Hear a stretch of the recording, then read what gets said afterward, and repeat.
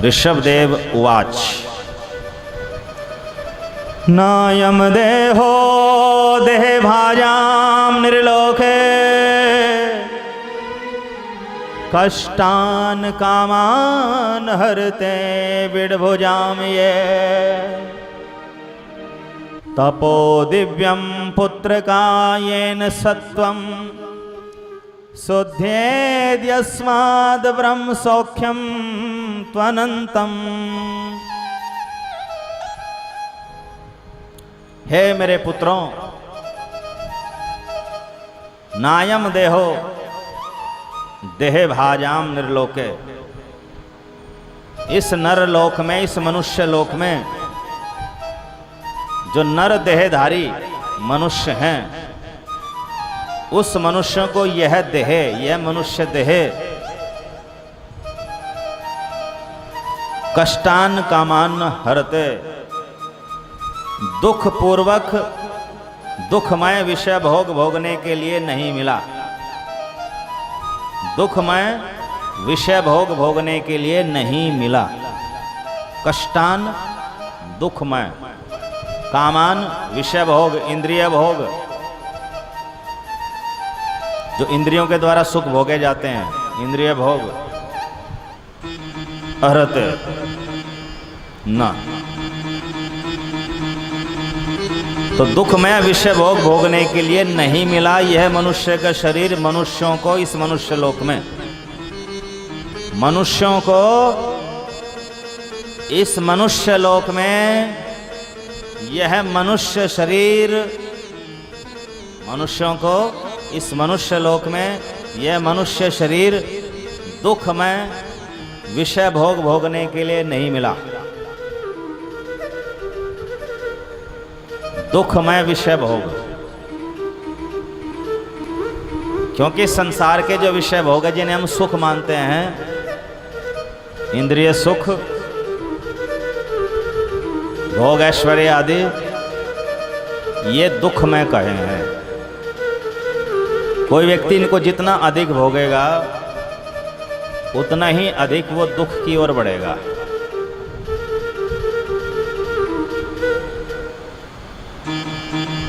अब ये इंद्रिय भोग भोगना दो प्रकार का है, एक धर्म सम्मत, एक धर्म विरुद्ध।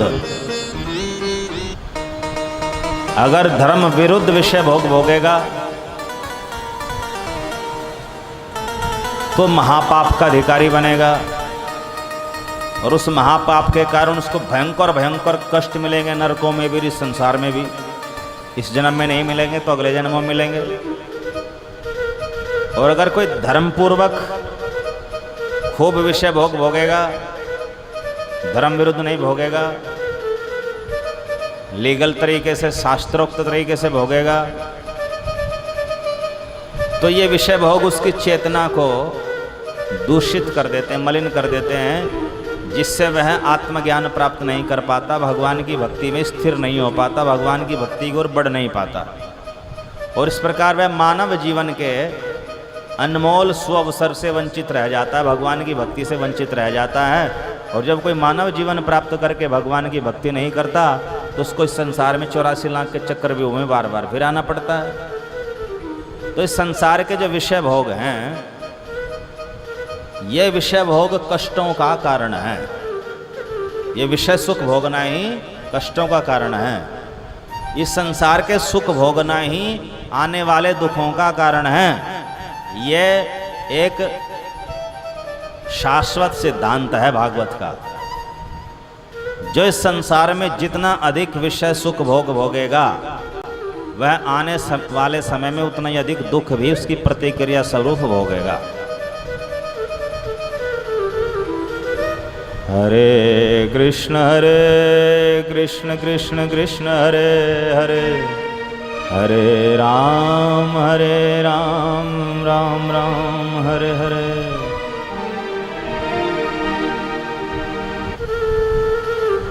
तो दुख में विषय भोग भोगने के लिए इस मनुष्य लोक में मनुष्यों को यह मनुष्य शरीर नहीं मिला। अरे विषय भोग कोई बहुत बड़े दिव्य भोग थोड़े ही ना है। कुछ श्रेष्ठ भोग थोड़े ही ना है।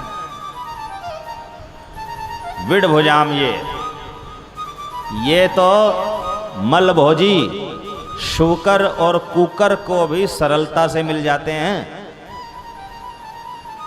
शूकर मल खाता है, घृणित पदार्थ खाता है, कुकर कुत्ता भी मल खाता है। तो मल भोजी शूकर कुकर को भी ये इंद्रिय विषयों के भोग तो सरलता से मिल जाते हैं। हरे कृष्ण कृष्ण कृष्ण हरे हरे, हरे राम राम राम हरे हरे। कुत्ता और शूकर भी खाता है, मनुष्य भी खाता है। कुत्ता और शूकर भी सोता है, मनुष्य भी सोता है। कुत्ता और शूकर भी आत्मरक्षा के लिए यत्न करता है जब कोई उसको मारता है। मनुष्य भी आत्मरक्षा के लिए यत्न करता है। कुत्ता और शूकर भी संतानोत्पत्ति वंश वृद्धि करता है, मनुष्य भी करता है।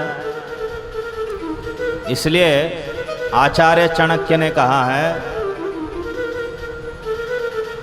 धर्मो हि तेषाम् अधिको विशेषो धर्मेण हीना पशुभिः नराणाम्।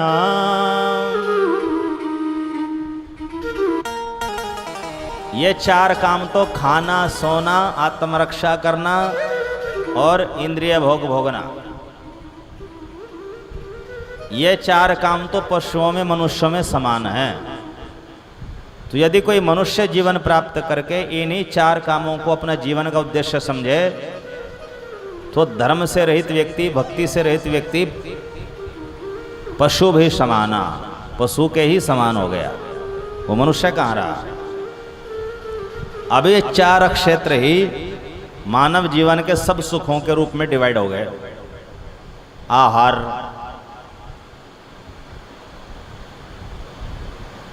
मनुष्य की कमाई का मुख्य कारण है भोजन जुटाना। तो मनुष्य जो धन कमाता है वो भोजन के लिए तो कमाता है। तो भोजन के साथ साथ जुड़ा हुआ है आत्मरक्षण, शरीर रक्षण और इंद्रिय तृप्ति। अगर भोजन का उद्देश्य देह रक्षण है, देह की रक्षा करना, भाई देह स्वस्थ रहे तो ठीक, किंतु अगर भोजन का उद्देश्य इंद्रिय तृप्ति है, जिह्वा को संतुष्ट करना है, तो फिर ये भोजन करना भी तो विषय भोग हो गया। भिन्न भिन्न प्रकार के स्वादिष्ट व्यंजन, कई बार घर में पेट भरने के लिए गृहिणी रोटी दाल सब्जी आदि बना देती है, किंतु पति देव जो है उसको उसमें स्वाद नहीं आता। और कुछ तो इतने बड़े मूर्ख होते हैं, कुछ थाली को भी फेंक देते हैं। इसमें कोई स्वाद तो है नहीं, इसमें तो नमक नहीं, इसमें तो मिर्च नहीं, इसमें तो मिर्च ज़्यादा, इसमें तो नमक ज़्यादा, कौन खाएगा इसे। इसका मतलब वो पेट भरना उसका उद्देश्य नहीं, वो तो जीता ही खाने के लिए है। तो जो जीता ही है खाने के लिए ताकि स्वादिष्ट मिले, तो इंद्रिय भोग हो गया ना खाना। जिह्वा भी तो एक इंद्रिय है। और जो खाता है जीने के लिए, वो स्वादिष्ट हो या ना हो चलेगा। हरे कृष्ण कृष्ण कृष्ण हरे हरे, हरे राम राम राम हरे हरे। तो मनुष्य जो कमाई करता, परिश्रम करता है, उसका मुख्य फोकस किस चीज़ पर रहता है? आहार, खाने के ऊपर।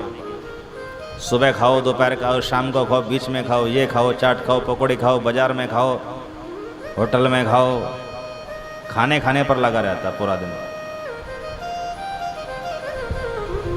निद्रा, तो दूसरा सुख है निद्रा। वैसे तो कुछ आचार्यों का यह भी मानना है कि सबसे बड़ा सुख तो निद्रा है।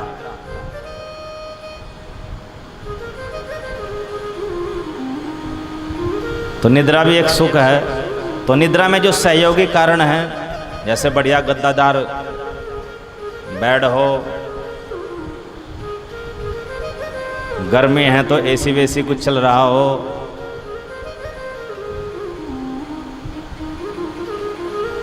सर्दी है तो कुछ हीटर वीटर भी चल रहा हो,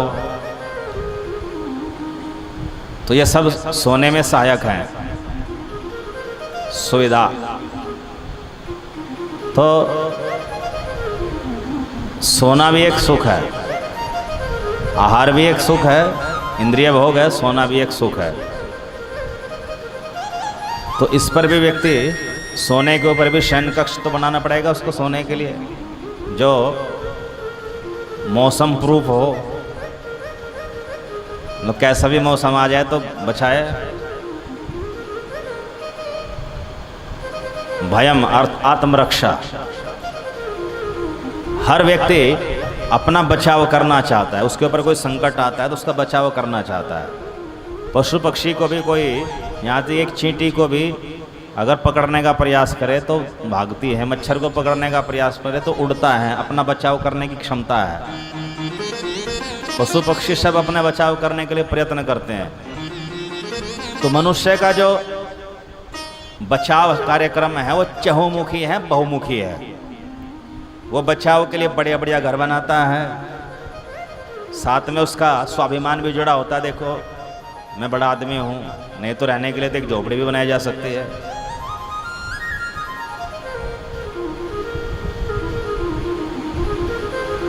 दूसरा, आत्मरक्षा के लिए व्यक्ति डॉक्टर वैद्य के पास जाता है, वहाँ खर्च करता है। जब बीमार होता है तो आत्मरक्षा के लिए वह वस्त्र धारण करता है। आत्मरक्षा पर बहुत सारा खर्च करता है, उसका पूरा विश्लेषण करने का समय नहीं है। तो आत्मरक्षा करने में भी एक सुख छिपा हुआ है।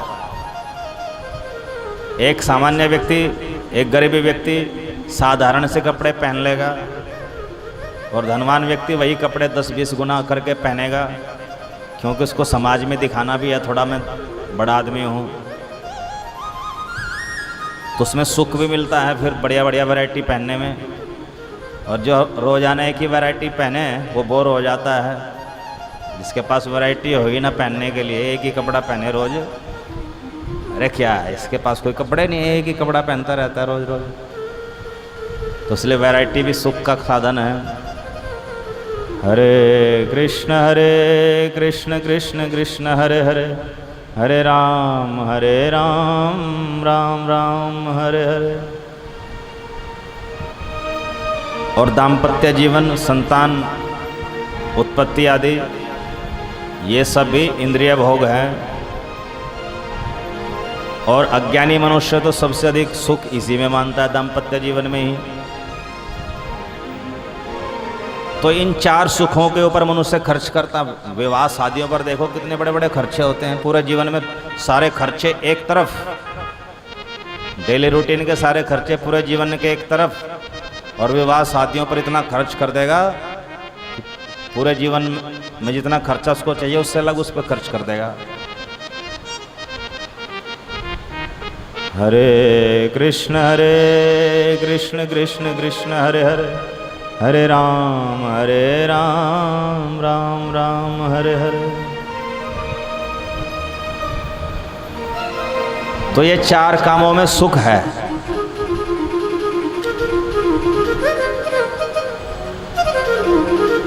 तो जो मनुष्य इन्हीं 4 कामों को अपने जीवन का लक्ष्य माने बैठे, बढ़िया खाओ पियो, बढ़िया सो, बढ़िया आत्मरक्षा के साधन जुटाओ, बढ़िया जो है दाम्पत्य जीवन व्यतीत करो, बस यही स्वर्ग है और स्वर्ग कहीं नहीं है। तो जो जीवन का लक्ष्य इसको मान बैठे, खाओ पियो ऐश करो, कल किसने देखा। तो आचार्य चाणक्य जी कहते हैं वो क्या है, पशु भी समाना, वो पशु के समान है। क्योंकि यही चार कार्य तो कुकर शुकर भी कर रहे हैं। कुकर शुकर को समस्त पशुओं में निम्न कोटि का माना गया। वो बात अलग है कि आज के टाइम में कुकर को विशेष महत्ता दी जा रही है।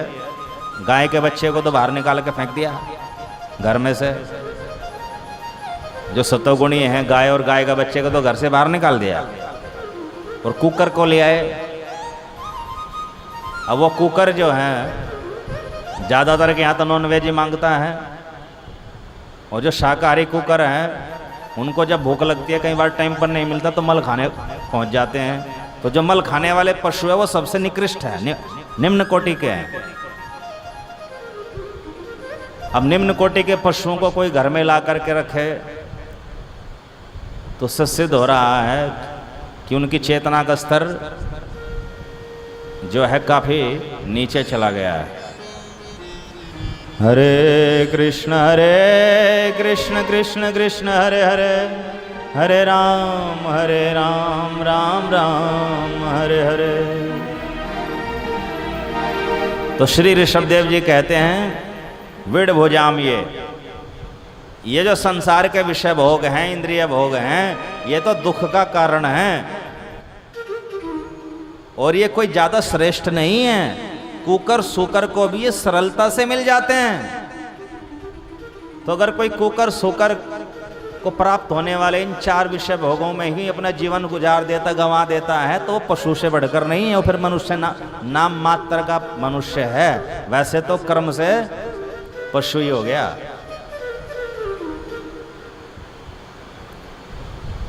अब मानो कि उनके पुत्र पूछ रहे हैं, हे पिताश्री, अगर ये मनुष्य जीवन आहार निद्रा भय मैथुनम इन चार कार्यों के लिए नहीं मिला, जो कुकर सुकर को भी मिलते हैं ये सुख, तो और किस लिए मिला है मनुष्य जीवन, हमें बताओ कृपया करके। तपो दिव्यम पुत्र कायेन सत्वम शुद्धयेद यस्माद् ब्रह्म सौख्यम त्वनंतम। तपो दिव्यम पुत्र का, हे मेरे पुत्रों, हे भरत, हे कवि हरि अंतरिक्ष आदि पुत्रों, कुशावर तिलाव्रत ब्रह्मावर्त आदि पुत्रों, ये मनुष्य जीवन तो दिव्य तप उठाने के लिए मिला है। ऐसा तप जिससे आत्मा की उन्नति हो, जिससे आत्मा जन्म मरण के बंधन से निकले, जिससे आत्मा भगवान की ओर बढ़े, जिससे आत्मा अपने मूलभूत उद्देश्य आनंद को प्राप्त करने के लिए आनंद की ओर बढ़े, दुख से आनंद की ओर बढ़े, उसे कहते हैं तपो दिव्यम पुत्र का। तपो दिव्यम पुत्र का, है मेरे पुत्रों, उसे दिव्य तप कहते हैं। और वो दिव्य तप क्या है? ज्ञान मार्गियों के लिए वो दिव्य तप है निर्विशेष परक उपनिषदों का श्रवण मनन निधिध्यासन, जीव ब्रह्मैक्य भाव से। ध्यान मार्गियों के लिए वो दिव्य तप है यम नियम आसन प्राणायाम प्रत्याहार धारणा ध्यान और समाधि। ध्यान कैसे? जीव ब्रह्मैक्य भाव से। और भक्ति मार्ग के साधकों के लिए वो दिव्य तप है श्रवणम कीर्तनम विष्णु स्मरणम पाद सेवनम अर्चनम वंदनम दास्यम सख्यम आत्मनिवेदनम, नवदा भक्ति। और यही नवदा भक्ति हम सब जीवाणुक वैष्णवों को संक्षेप में बताते हैं सार रूप में। तो यहाँ दिव्य तप का अर्थ क्या है? क्योंकि भागवत धर्म का उपदेश कर रहे हैं ऋषभदेव जी, और आगे इनके 9 पुत्र भागवत धर्म के उपदेशक भी हैं। तो भागवत धर्म अर्थात भक्ति धर्म। तो यहाँ तपो दिव्य का अर्थ हो गया, दिव्य तप का अर्थ हो गया नारायण की भक्ति, विष्णु की भक्ति, श्री राम की भक्ति, श्री कृष्ण की भक्ति। तो भक्ति करने के लिए ही ये मनुष्य जीवन मिला है। कुकरों सुकरों की भांति सांसारिक इंद्रिय भोग विषय भोग भोगने के लिए नहीं मिला है।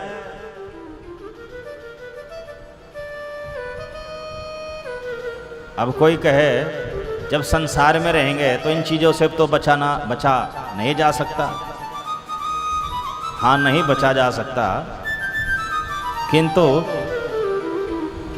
सादा जीवन उच्च विचार का जो सिद्धांत है उसको अपनाया जा सकता है। Simple living and high thinking, उसकी थिंकिंग हाई होनी चाहिए, आध्यात्मिक सोच होनी चाहिए, भगवत प्राप्ति की सोच होनी चाहिए, जीवन का लक्ष्य भगवान की प्राप्ति होना चाहिए, भगवान की सेवा होना चाहिए, और उसकी लिविंग, उसका रहन सहन जो है वो सादा होना चाहिए। सब जगह देखा देखी, एक पड़ोसी दूसरे के देखा देखी जो अपने भोग ऐश्वर्य बढ़ाने के लिए लगा पड़ा है और नहीं हो पा रहे हैं उतने, तो फिर टेंशन लेता है, चिंता में, एंग्जाइटी में, डिप्रेशन में जाता है, तो उससे पिंड छुट जाएगा। सिंपल लिविंग अपनाओ और एंग्जाइटी, स्ट्रेस और टेंशन से मुक्ति पाओ। स्ट्रेस, एंग्जाइटी और डिप्रेशन ये कब आते हैं? जब कोई विषय भोग, सुख भोगने की प्रबल इच्छा हो, सुख साधनों की बहुत प्रबल इच्छा हो, बहुत परिश्रम करने के बाद भी मिल नहीं रहे, और पड़ोसी को मिल रहे हैं, उसका काम बढ़िया चल रहा है, उसकी दुकान बढ़िया चल रही है, उसका खेत बढ़िया फसल दे रहा है, तो पड़ोसी को देख देख करके ही पहले तो स्ट्रेस में आ जाएगा। स्ट्रेस लंबा चलेगा, तनाव दिमाग में, तो फिर उसको एंग्जाइटी हो जाएगी, मन दुखी रहने लगेगा, और फिर एंग्जाइटी जब लास्ट स्टेज पर जाएगी तो डिप्रेशन हो जाएगा, फिर वो जीवन से हताश, निराश हो जाएगा, फिर कहेगा बस इससे अच्छा तो ये है कि मैं मर ही जाऊँ। तो कितना बुरा है ये मानसिक क्लेश। एक होता है आधि और एक होता है व्याधि। तो मन के दुखों को कहते हैं आधि और शरीर के दुखों को कहते हैं व्याधि। तो व्याधि से भी घातक होते हैं आधि। और आधि कैसे दूर होएंगे उसका फॉर्मूला है सिंपल लिविंग। वैरायटी घटा दो सब जगह, खाने में भी वैरायटी कम कर दो, स्वास्थ्य अच्छा रहेगा। पहनने में भी वैरायटी कम कर दो, सादगी आएगी। और घर घूर इत्यादि बनाने में भी जो ज़्यादा अनावश्यक खर्च करना बंद कर दो, स्पर्धा भाव में देखा देखी लोगों के। और विवाह शादियों में भी सीमित मात्रा में खर्च करो, देखा देखी क्या बढ़ना, नहीं तो फिर बाद में टेंशन में रहेंगे उस पैसे को, कर्जे को उतारने में। हरे कृष्ण कृष्ण कृष्ण हरे हरे, हरे राम राम राम हरे हरे।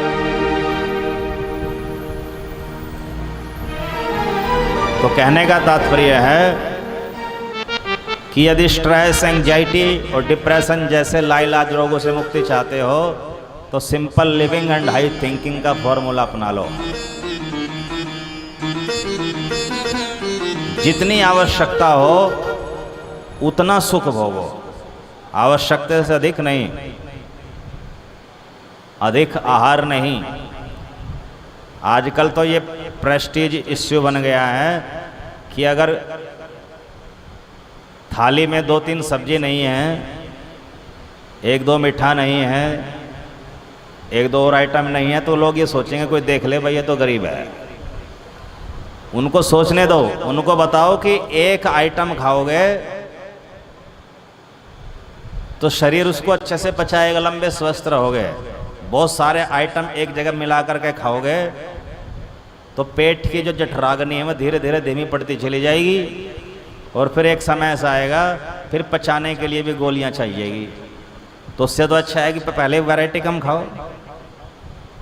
हरे कृष्ण कृष्ण कृष्ण हरे हरे, हरे राम राम राम हरे हरे। तो इस संसार में वर्तमान स्पर्धा के माहौल में सुखी रहने का, शांत रहने का एक ही उपाय है simple living and high thinking. सोच हो पूरी आध्यात्मिक स्तर की, भक्ति के स्तर की, और रहन सहन हो बिल्कुल सादा।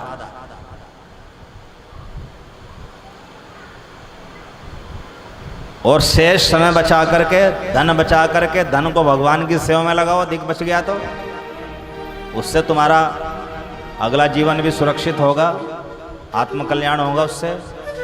और समय बच गया तो समय को भगवान की भक्ति में लगा दो।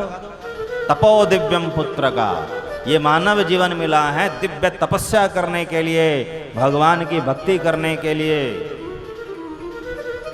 अब मानो कि उनके पुत्र पूछते हैं, पिताजी ये भक्ति करने से क्या मिलेगा?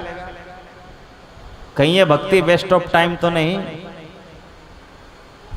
समय का अपव्यय तो नहीं? नहीं नहीं, येन सत्वम शुद्धयेत, ये भक्ति अंतःकरण को शुद्ध कर देती है। सत्वम करते यहाँ पर अंतःकरण।